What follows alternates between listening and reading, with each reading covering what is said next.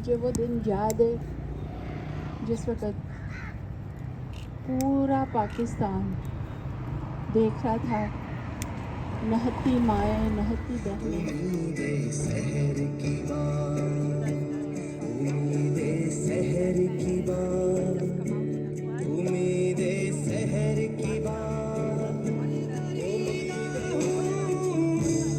جاتے جگر کی بات سنو، امید سحر کی بات سنو.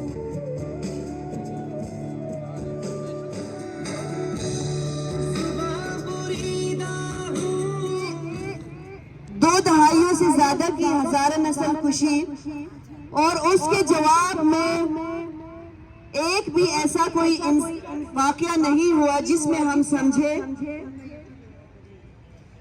کہ جس کے نتیجے میں ہم سمجھے کہ انصاف ہمیں ملا گیا.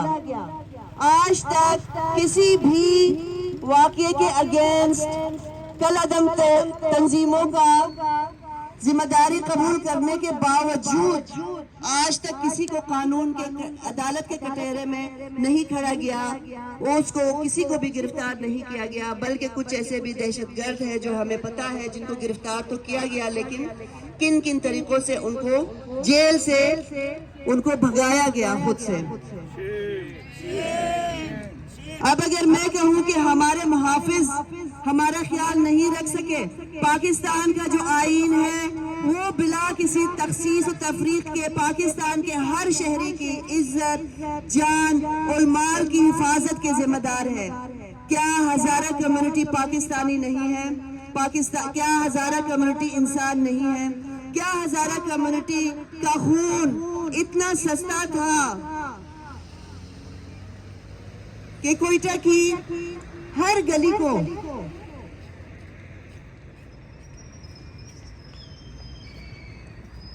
ہزارہ کے خون سے رنگ دیا گیا؟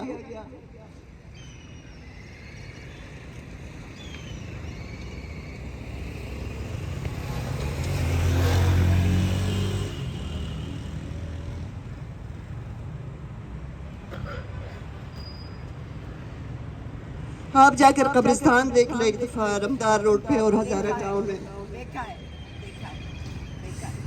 تین نسلیں، پوتا، پھر اس کا چھوٹا بچہ، اس کا باپ، پھر اس کا باپ، تین نسلیں ایک انسیڈنٹ میں شہید ہو کر خاک کی نظر ہو گئے.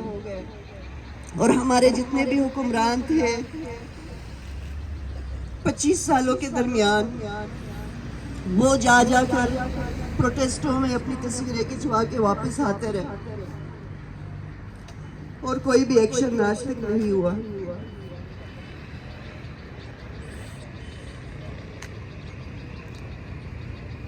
جو لوگ شہید ہوئے وہ ایک الگ کہانی ہے، لیکن جو کمیونٹی پیچھے زندہ رہے گی وہ دو سبربز ایریاز میں جیسے علمدار روڈ کا علاقہ ہے اور ہزارہ ٹاؤن کا علاقہ ہے، وہاں پر وہ 20 سال 22 سال محصور ہو کر انہوں نے زندگی گزاری.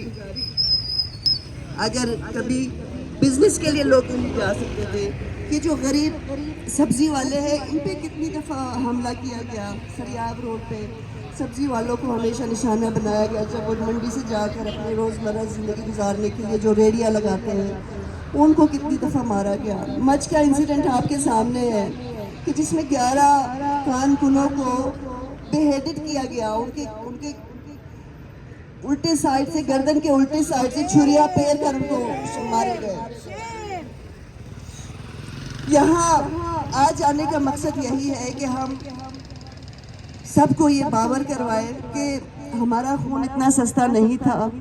ہزارہ کمیونٹی نے پاکستان کی تعمیر و ترقی میں ہمیشہ اپنا کردار ادا کیا ہے اور بہت مثبت کمیونٹی ہے اور انہوں نے ہمیشہ مثبت رہ کر سارے کام سر انجام دیے ہیں. کبھی بھی کسی سے بھی میں ملتی ہوں، اگر انہوں نے کسی ہزارہ کمیونٹی کے کسی فرد کو جانتے ہیں وہ ہمیشہ تعریف کرتے ہیں کہ بہت اچھے انسان، بہت پازیٹیو. تو یہ سارے لوگ ایسے ہی ہیں. ان کی ہماری کمیونٹی کی توجہ تعلیم پہ ہے، مثبت سرگرمیوں پہ ہے.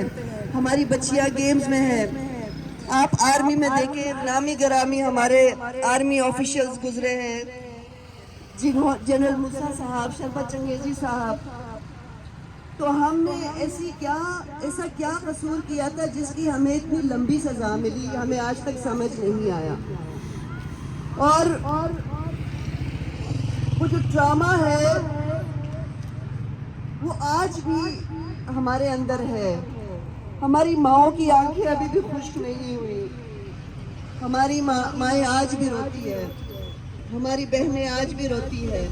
मच वाले इंसिडेंट में जब इमरान खान जो उस वक्त के वजीर आजम थे, जब कहा गया कि लाशें रख के उन्होंने प्रोटेस्ट किया, उन्होंने कहा कि आप आकर हमारी बात सुने, तो वजीर वक्त ने कहा कि मुझे आप ब्लैकमेल ना करें।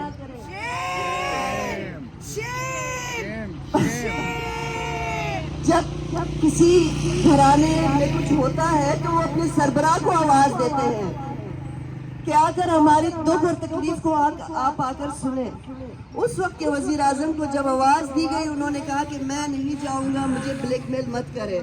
यानी कि वजीर आजम जैसी पोस्ट पे खड़े या बैठने वाला बंदा या खड़े होने वाला बंदा, वजीर आजम the most powerful person in the country, वो कहता है कि 2 ख़वातीन जो अभिलाषों पर बैठी थी कि वो मुझे ब्लैकमेल ना करें। बहुत तकलीफ और बहुत दर्द के साथ मैं ये सारी बातें शेयर कर रही हूँ। और मैं बस ये कहना चाहूँगी कि 2013 के बाद यहाँ इस्लामाबाद में हमने सॉलिडारिटी में जब भी यहाँ पे प्रोटेस्ट किए, सिटिंग किए, यहाँ हमारे दोस्तों ने हमारा साथ दिया है। ताहिरा साहिबा हमारी यहाँ पे खड़ी है, जो रातों को यहाँ पे लड़कों के साथ और जो हमारी कम्युनिटी के और लोग ख़वातीन होते थे